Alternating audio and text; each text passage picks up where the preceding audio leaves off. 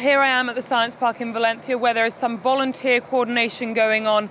It's worth mentioning I've spent the last 2 days in affected areas. The scale of the damage from these floods is massive. The amount of work to be done in the cleanup is unfathomable, and locals have been depending extremely heavily on volunteers who have shown up in their tens of thousands, we think.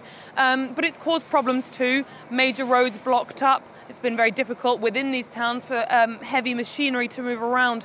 I'm joined now by Rosario Fombuena from the Volunteers Coordination. Rosario, tell us about how it's being organised today to avoid some of these problems. Good morning. We are preparing 13 buses to go to the places that is most needed.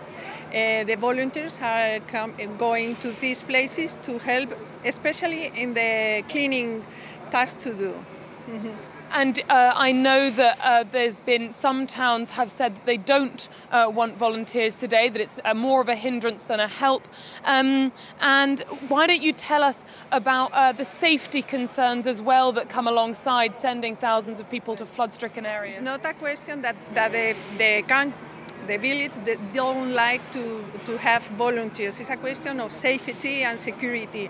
Now it's time for heavy machinery to clean up all these heavy situations. So voluntary task is really important, but we need nowadays that the machinery go to these places that are completely destroyed and help to improve the situation of the people who is living there.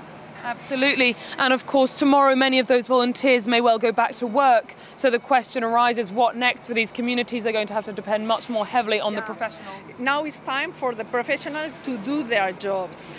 Professionals of the building part, professionals of electricity, plumbers, etc., etc. Then